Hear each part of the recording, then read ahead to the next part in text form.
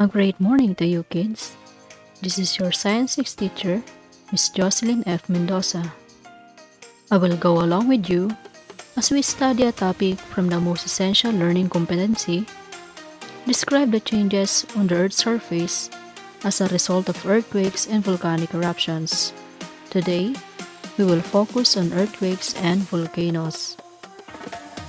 Now, I want you to prepare your activity sheet, paper and ballpen before we start our lesson. Last time, you have learned about simple machines. Can you still remember it? I'm glad that you can still remember it. Simple machines were made to make our work easier. It multiplies the force that we exert on it.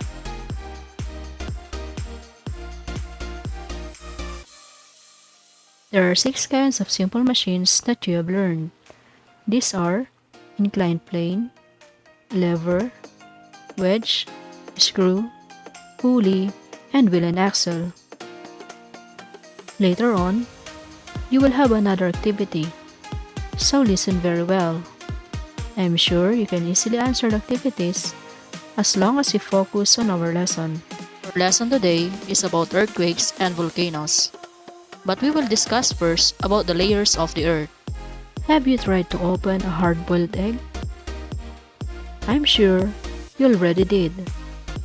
Do you know that the Earth is also like the egg? The layers of a hard-boiled egg can be compared to the layers of the Earth. The shell is like the Earth's crust. The egg white is the mantle, and the egg yolk can be compared to the Earth's core. We're going to discuss the layers of the Earth, which are the crust, mantle, outer core, and inner core. The crust is the Earth's outer layer, a skin of igneous, sedimentary, and metamorphic rocks. The mantle is a very thick layer below the crust, extending to about 2,000 kilometers. It is mostly solid rock of oxides and silicon, magnesium, and iron. The core is the central region of the Earth's interior.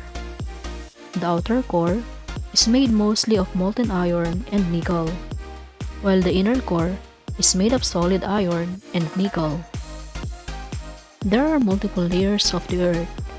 Each layer has a unique chemical composition, physical state, and can impact life on Earth's surface. The layers of the Earth are crust, mantle, outer core, and inner core. Now, we'll talk about the continental drift theory and the plate boundaries.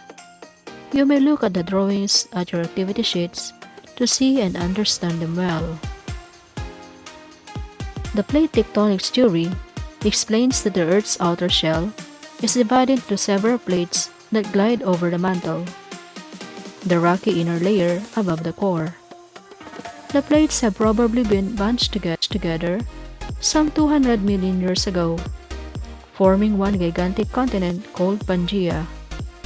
Slowly, as they moved and drifted apart, they formed the 7 continents we know today. There are 3 types of plate boundaries. These are the spreading or divergent boundaries, colliding or convergent boundaries, and the fault or transform boundaries. First, the spreading or divergent boundaries. These are found where the plates move apart. The presence of ridges are proof of spreading boundaries. The second type of plate boundaries is the colliding or convergent boundaries. These are found where the plates bump into each other. When an oceanic plate collides with a continental plate, the denser oceanic plate is pushed below the continental plate. Trenches are proof of colliding boundaries. The third type of plate boundaries is the fault or transform boundaries. These are found where the plates rub past each other. Faults are cracks in the Earth's lithosphere. When the edges of 2 plates rub each other, one is pushed downward, upward, or sideways, And when this happens, an earthquake occurs. Now we will talk about the earthquakes. Earthquake refers to the shaking or trembling of the earth. It is a sudden elastic wave generated in the Earth's interior as a result of a tectonic or volcanic event at a point called focus. The area on the surface of the Earth directly above the focus is the epicenter. A tectonic event, or diastrophism, is associated with the movement of the crustal plates. Because the plates are resting on a flexible liquid layer of the stenosphere, pressure gradually builds up along the edges of the plates.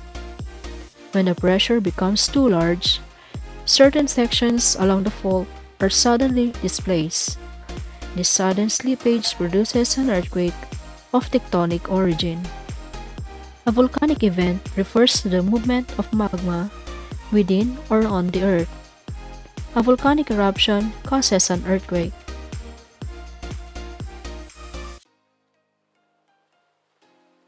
The Ring of Fire, or the Circum-Pacific Belt, is a chain of volcanoes around the edges of the Pacific Ocean.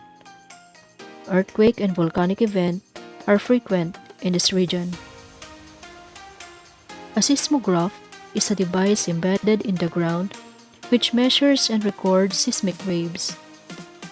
When the ground shakes, the seismograph pen marks zigzag lines on a revolving paper.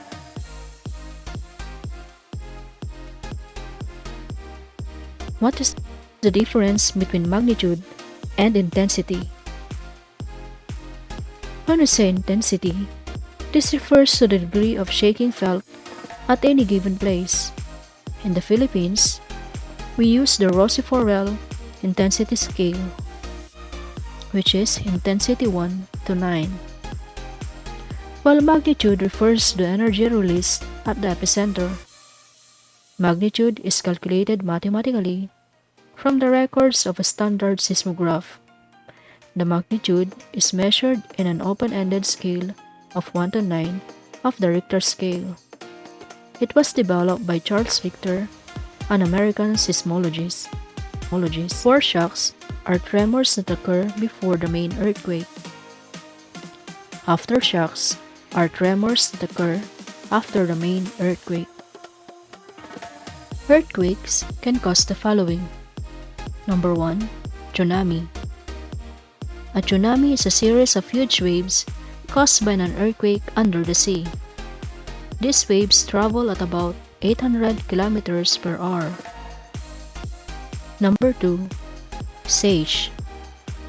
An underwater earthquake can also generate a big wave in an enclosed body of water like Ponder Lake.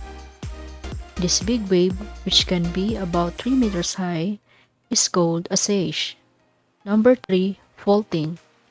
Strong earthquakes can also change the Earth's crust. Cracks may form on the crust. 4. Landslide. Some earthquakes affect hilly or mountainous areas. Continuous shaking of the ground changes the position of some rocks or dislodges them. When these rocks roll downhill, they can destroy houses on their path or kill people. Number 5. Sand blows. When an earthquake occurs in a place where there is much groundwater, water is forced out of the ground in the form of an earthquake fountain. When this happens, sand is forced out and deposited on the ground in the form of volcano-like mounds. These are called sand blows. Number 6. Fire. Earthquakes can also cause fire. This happens when electric wires are destroyed and electric posts are upturned. Fire can easily spread to residential houses and other buildings. Now, we will discuss volcanoes and their effects. A volcano is an opening in the surface of one of the Earth's plates through which magma rises. Magma comes from the melted layer of the mantle. When magma reaches the surface, it is called lava. Craters can form during an eruption or if the rim of the volcano collapses. There are 3 types of volcanoes. 1. Active volcano. A volcano is said to be active if it has a recorded history of eruptions. Number 2. Dormant or inactive volcano. A dormant volcano is one which has not erupted within historic times, but has the capacity to become active. Mount Pinatubo was a dormant volcano that erupted after about 400 years. Number 3. Extinct volcano. It is a dormant volcano that is no longer expected to erupt. Some volcanologists claim that there is no such thing as extinct volcano, inasmuch as volcano has always the capacity to release its energy given the right conditions. Now we go to the effects of volcanic eruption. The most devastating eruption in history was that of Mount Krakatoa in Indonesia. About 36,000 people were killed as a result of the seismic waves that the eruption generated. The beneficial effects of volcanic eruption are the following. 1. Residual heat could provide geothermal steam for power generation. Number 2. Massive deposition builds up land. Example is the Hawaiian island chain. Number 3. Volcanic ash contributes to soil fertility. Number 4. Volcanic dust blocks much of sunlight, thus lowering global temperatures. Number 5. Volcanic ash can be used as building materials like bricks, hollow blocks, cement clinker, and silicate blocks. Pumice, found in volcanic ash, is an important ingredient of pozzolan cement. It is also a good decolorizing, purifying, dilating, and absorbent agent. It can be a good filtering medium, soil conditioner, and extender for plastic and rubber Harmful products. Effects of volcanic eruption are 1. Loss of lives. 2. Destruction of properties due to ash falls and lahar flows. And number 3.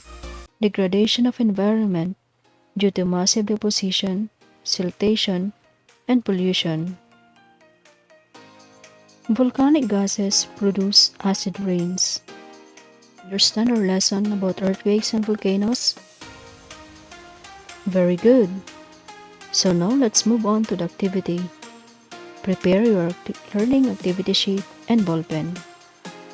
The direction is, choose the letter of the correct answer. Number 1. It is the shaking of the earth. A. Tsunami. B. Typhoon. C. Earthquake. D. Landslide. Number 2. Most earthquakes and volcanic eruptions occur in the A. Pacific Ring of Fire. B. Pangea. C. Eurasian Belt. D. North American Plate. Number 3. The Planck scale measures the degree shaking of the earth using intensity. A. Richter. B. Rossiforel. C. Weighing. D. Fish. Number 4. Type of earthquake caused by movement of magma under the ground. A. Volcanic. B. Tectonic. C. Plate. D. Diastrophism. Instrument used to detect and record earthquakes. A. Seismograph. B. Telescope. C. Microscope. D. Telegraph. Number 6. It is the energy released by the earthquake in its epicenter. A. Magnitude. B. Intensity. C. Power. D. Wave. 7. Philippine agency that monitors volcanic and seismic activities in the country. A. Department of Defense. B. DepEd. C. DNR. D. PHIVOX. Number 8. Area directly above the focus where the strongest shaking is felt. A. Belt, B. Fault, C. Crux, D. Epicenter. Magnitude of an earthquake is measured using the A. Richter scale, B. Rossy-Forel scale, C. Weighing scale, D. Electron scale. Number 10. A volcano that has been recorded to have recent eruption. A. Inactive, B. Dormant, C. Active, D. Extinct. 11. It is an opening on the Earth's lithosphere. A. Fault, B. Volcano, C. Mountain, D. Hill. 12. This is the molten rocks under the Earth's crust. A. Magma, B. Lava, C. Igneous, D. Coal. In. It is an opening on the Earth's lithosphere. A. Fault, B. Volcano, C. Mountain, D. Hill. 14. What do you call the hollowed out opening at the top of a volcano? A. Pipe, B. Conduit, C. Crater, D. Fault. 15. What do you call the plate boundary where two plates move closer to each other? A. Fault boundary, B. Convergent boundary, C. Divergent boundary, D. Spreading boundary. I am hoping that all your answers are correct. If not, it will be just fine, as long as you try your best in our activity next time. Keep your activity sheet and make sure that you will send it to me when your parents or guardian return it to school. Once again, this is your Science 6 teacher, Miss Jocelyn of Mendoza. Always remember, science can make the impossible possible. Till next time, kids, God bless and stay safe at home.